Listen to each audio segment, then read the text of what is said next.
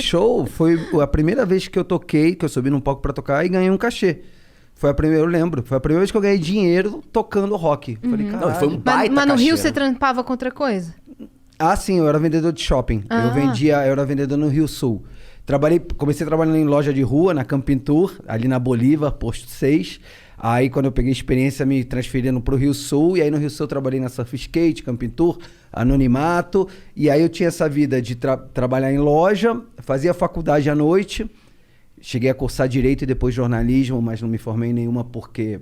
Aí, eu já estava viajando com banda. E aí, eu ia ser reprovado por faltas. E essa era a minha vida. E ensaiava. E tocava, mas aqueles showzinhos super underground que você quase paga pra tocar. Sim. E aí quando eu conheço ele, começo a ensaiar com eles, e aí pinta essa oportunidade. Eu fui pra Salvador de ônibus, né? Eu peguei um busão. Eu peguei um busão sozinho, vocês já estavam lá. Quanto tempo de viagem será? Ah, mais de um dia, 2 dias, sei lá. Nossa. A gente foi ensaiar em Aracaju. Várias histórias. E aí fui pra lá e aí, baita palco com uma baita infraestrutura na praia, com luz, com som, porque a prefeitura que bancava tudo e ainda teve cachê. O melhor cachê das nossas vidas. E ali, ó, pra mim o primeiro, no caso. Então, tipo, eu falei, cara, é isso que eu quero pra mim. Eu quero ganhar minha vida assim. Aí eu volto pro Rio. Aí, no caso, o Júnior Meira já não volta. Eu volto pro Rio, sozinho, pro AP, que era do pai do Júnior, em Copacabana. Os meus pais, a minha família, tinham ficado em Salvador.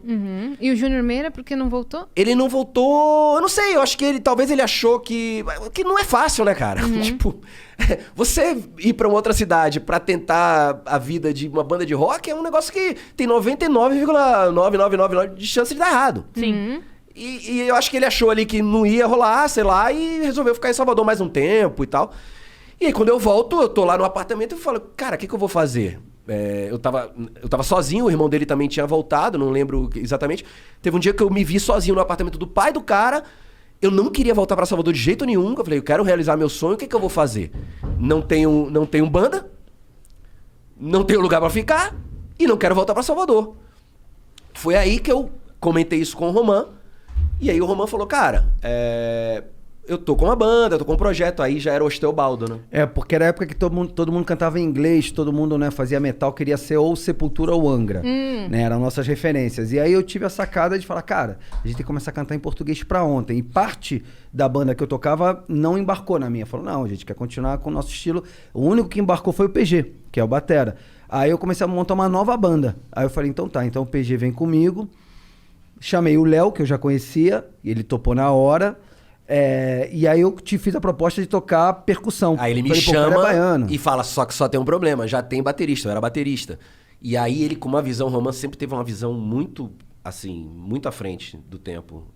A visão dele musical, de enxergar as coisas. Ele falou assim... Pô, nunca me falou isso, hein? Não, nunca falei. Vocês falaram que iam falar coisas aqui que nunca tinham falado. Ele tá começando A história do pai dele eu também fiquei sabendo agora. Olha aí. A gente nunca tinha falado sobre isso. E aí... Não, mas não é só porque a pessoa viaja 20 anos juntos no ônibus. 30 anos de história que você vai saber Que a sobre o pai pessoa dele. vai saber. Vai saber, É né? super normal as pessoas não se conversarem assim. Eu, por exemplo, quem é essa menina aqui? Não sei. Não, até hoje nunca conversei com ela. Bom, e aí o Romã vira pra mim e fala, cara, você quer entrar na banda, só que tem baterista. Mas eu acho que a banda, ela tem que ter uma coisa muito mais brasileira do que ela tem. Você não quer testar tocar percussão? Eu falei, pô, eu sou baiano, né? Todo baiano toca percussão. Já nasce tocando percussão. Sabe, pelo menos sabe as batidas. Você vê, você vai no Barradão, vê um jogo do Vitória, tem um molequinho lá de 4 anos. Como assim? Tipo, ele não sabe falar e toca percussão. Toca percussão e aí aprende a falar mamãe, né? E aprende a falar, ó, madeira! Não, mas... E o rufo da conga, Aí eu falei, cara... Aí minha bateria, eu gostava muito de usar rotontom. Rotontom são uns tons de... Mais tipo agudos. tipo de alumínio. Que dá um médio, assim, um som mais médio. Que é um som mais parecido com timbales de percussão. E aí eu já falei, vou usar os rotontons no primeiro ensaio como timbales. E o primeiro ensaio que a gente fez naquele estúdio, não sei se foi o Fórum, em Botafogo.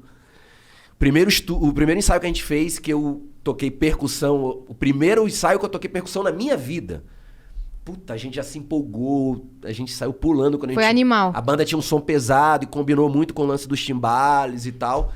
E aí a gente falou, puta, é isso. Mas já com música autoral? Já. Já.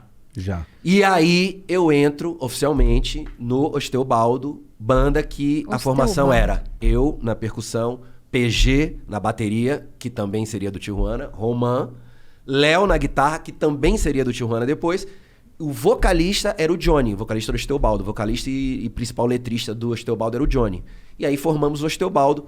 E aí lançamos 2 discos por multinacionais, fomos Jô Soares, Xuxa. Aí começa realmente a nossa história de música. Caramba, então vocês já estavam viajando com o Osteobaldo. isso tudo que ele tá falando já era 96. 96. E aí a gente consegue assinar com a MCA, que depois virou Universal Music. E aí a gente lança o primeiro disco e a MCA, pra nossa sorte, explode Claudinho e Bochecha. Sabe? Tchurururu. Então todo mundo queria o Claudinho e Bochecha. Um beijo, Bochecha. E aí vem o aqui. pessoal do... Primeiro artista estourado pela MCA no Brasil, Claudinho Bochecha. Que vendeu 1 milhão de CDs, já era Exato, CD na fenômeno. época. Só que aí a gente se deu muito bem, porque todo mundo queria o Claudinho Bochecha. A Xuxa queria o Claudinho Bochecha. Todo mundo. Todo mundo queria o Claudinho Bochecha. Só que aí a gravadora falava, Que tá, que a mas dá pra levar o gravadora faz? Osteobaldo? E aí a gente ia. Então a gente fez Xuxa, a gente fez Programa Livre, a gente fez Jô Soares. Soares na A gente- entrevista mesmo, no sofá, não é só o musical. Muito A gente bom. começa no SBT Tá ainda. maluco, cara. No Sim, SBT. sim. E o Serginho Grossman também ainda no SBT. Também no SBT ainda. O Altas Horas a gente foi com o Tijuana, mas com o Exatamente, Osteobaldo programa livre. era programa livre. Volta. E aí- Oi? Volta. Já. Já. E aí é isso, aí a gente lança 2 discos, começa a tocar um pouquinho em rádio, mas o Osteobaldo não... Tipo assim, apesar de... A gente deu de presente pro Jô Soares uma boneca inflável. Não, a banda era sem noção, A enfim. banda era totalmente sem... Mas a gente entrava com aquelas Isso que pirocas ano- no palco, que ano lembra? foi? Você lembra das pirocas do palco? E a gente entrou com umas pirocas enormes no palco. Não, umas paradas meio sem noção. Que ano que era? Abrindo o show 96. de uma banda que tava 96. lançando disco. É uma loucurada. E aí a gente vem pra São Paulo em 98 com o Osteobaldo pra gravar o 2º disco, porque o Rio de Janeiro, o Circo Voador tava fechado. A Rádio Fluminense- Cidade, que era a única rádio rock, virou pop. A Fluminense, que era a rádio Fluminense de acabou. Niterói, também acabou. O último apaga a luz, vamos pra São Paulo ficar alguns meses e ver o que rola. Exato. Aham. E estamos aqui até hoje, mas aí a gente lança o 2º disco e aí o vocalista do Osteobaldo, Johnny, decide voltar pro Rio. E aí a gente conhece o Egípcio. Abordamos ele também na cara dura, na Que a gente feira não dos- queria parar. A gente Lógico. tinha 2 opções. O que a gente faz? Ou a gente volta pro Rio, Cada um vai pra um canto. ou a gente continua investindo. Pô, cara, eu falei, a banda tá pronta. E vocês já Vamos- estavam encaminhados, Vamos atrás de caramba. um vocalista, porque a ideia era ter um vocalista pra fazer o 3º disco do Osteobaldo. Exatamente. E aí a gente conhece o Egípcio numa feira do surf, aí a gente aborda Só rolê ele. aleatório, Não, né? mas a gente viu o cara cantando Foi e falou, tudo mano, aleatório. vamos abordar. E a gente abordou ele na caruda, ele ficou até meio desconfiado. Depois ele me contou que numa hora eu falei assim pra ele, pô, anota meu telefone. Ele falou, tô sem caneta. Porque ele já conhecia o Estobaldo, né? Ele conhecia o Osteobaldo, mas ficou assim, pô, esses carioca me abordando. Esses caras tão querendo que eu entre na banda. E eu lembro que eu falei, anota meu telefone. Ele falou, tô sem caneta. Eu falei, peraí que eu arrumo. E aí eu fiz, e arrumei uma caneta e depois ele me falou que ele tinha uma caneta Depois no bolso. ele falou que ele tinha... Porque a galera Tava andava com desconfiado. caneta porque Ele não tinha queria celular. meio que... Tá desconfiado. Mas aí ele entra pra banda, só que quando ele entra pra banda, apesar de todo mundo ser do Osteobaldo, só o fato de trocar o vocal já era outra proposta. Outra coisa. Porque ele era mais melódico, ele tinha outro E as timbre letras de também, voz. né? Que o Johnny era o Johnny principal escrevia letrista. tudo, a gente perdeu o letrista. Se bem que com o Tijuana ele fez várias parcerias de sucesso. Ele já tinha essa pegada do Tijuana, ele já tinha no Na vocal. verdade, eu acho ou que não? o Tijuana ele trouxe um pouco do Osteobaldo pro Tijuana. Só que o vocal do Egípcio era muito diferente do vocal Ah, do é? Johnny. E aí a gente começa a gravar, o 3º disco do Osteobaldo, já pela Virgin, aí o Rick já tava com a gente. O Rick tava com a gente desde o Osteobaldo, mas como produtor. Agora ele contrata a gente, porque ele tava na Virgin. Rick Bonadio. É, o Rick Bonadio. A gente conhece o Rick Bonadio em 96, no primeiro disco do Osteobaldo. Porque quando a gente vai gravar o primeiro disco do Osteobaldo, tinha ele na percussão. O outro, a guitarra do outro parecia Pantera. Então era mó... Rick E aí... no estúdio raiz. Isso, total. O estúdio que ele gravou os Mamonas, lá na Rua Pedro, no Tremembé. Tremembé. E Zona aí, Norte é nóis. a minha... Você é da ZN? Sou Também- ZN, também sou total. ZN. Ah, ZN. É Tamo nóis. junto. Aí a minha irmãzinha, a Luana, que agora é A médica... minha irmãzinha, a Tem Luana, 5 que tem anos. 30 anos. Se eu tive essa... Aliás, parabéns, Lulu. Você agora é psiquiatra, tá aprovada. Boa, Muito bom. Lulu. Luana Laureta, psiquiatra. Trata seu irmão. É, precisa. Ela tinha o disco do Mamonas. E aí no Mamonas eles tinham forró, tinham música pesada, era mó miscelânea, Sim. né? Aí eu pego o CD, olho e produtor, Rick Bonadio. Aí eu sugiro pros caras, falo, vamos atrás desse cara aqui. E aí eu sugiro na gravadora e a gravadora vai atrás dele, a gente conhece o Rick assim, vem pra cá em São Paulo em 96 gravar com ele. Aí começa a nossa relação com o Rick, em 96. Acaba que o Rick, ele também acaba contratando o Tijuana e acaba produzindo todos os discos do Tijuana. Ele estoura o Tijuana. Ele faz o E disco. cria o Império, Midas. Sim, porque nessa época aí, ele descobre o Mamonas, né? Produz o Mamonas, sim. que vira Sim. um dos maiores fenômenos da história da música brasileira. E aí o Rick Bonadio vira o Rick Bonadio, né? Então, Faz a gente o nome conhece. dele na praça. Agora, o louco é Exatamente. que a gente tava gravando o terceiro disco do Teobaldo, e aí eu chego pros caras no estúdio uma hora e falo, rapaziada, isso aqui não é o Teobaldo, isso não aqui é tinha a outra ver. banda. A gente O- tem que, o a gente nome, tem que- né? aí O eu nome falei, já não eu batia falei, com o som. A gente não tem que lançar o terceiro disco do Teobaldo, a gente tem que lançar um primeiro disco de uma banda nova. É. E aí eu quase apanhei. Como é Eu que lembro é? que o PG pulou em cima de mim. Essa informação como é que chega, né? Do nada, vamos mudar. Pô, tá maluco, todo mundo Mas legado. era muito claro. Nosso público, porque a gente tinha um público, só que não era mainstream, era um público mais segmentado.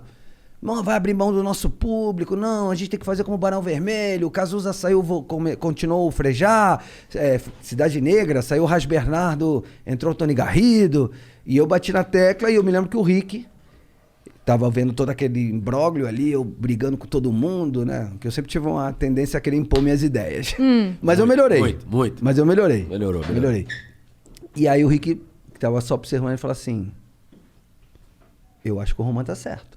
E ele tem uma visão. O Também. Rick ele é muito visionário também. E aí a gente vai atrás de nome, né? Então vamos procurar um nome? Vamos. E aí todo mundo foi atrás de nome. A gente tinha uma influência muito grande já de música latina na época. O Román trazia muita coisa das bandas mexicanas, Que eu ia pra argentinas. Buenos Aires e lá todo o cenário latino tocava e aqui não chega por causa da barreira da língua. E aí eu começo a trazer muita informação de bandas latinas que aqui... Tipo, reggaeton já? Ou era Não, salsa? o reggaeton depois, mas eu trazia mais assim, mais uma latinidade mesmo. É difícil até de VRP, explicar. lembra? É muitas VRP. bandas mexicanas. Plastilina Mosh, Molotov, A própria Divididos, né? Divididos da Argentina, que a gente regravou QVs, repaginamos a música dos caras. Enfim. E aí eu trago o nome Tijuana. Eu falo, ó, tem um nome aqui Tijuana, uma cidade do México, perto da fronteira com os Estados Unidos, ali San Diego. A molecada que não pode beber em San Diego atravessa a fronteira pra zoar em Tijuana. Então tem a latinidade do som, tem a zoeira que é o espírito da cidade. A gente E o tocou na rock? hora. E tem o rock. É isso. Perfeito. E assim É aparece o Tijuana. Quando o Rick escutou a sonoridade de vocês pela primeira vez, o que ele falou assim? Essa história é interessante. Porque o Rick demite o Osteobaldo, né? Aí sim, como a gente virou outra banda, Ele demite o Osteobaldo e ele contrata o Tijuana. Com vocês eu não quero mais, eu que quero dos 5, vocês. 4 eram os mesmos. foi isso.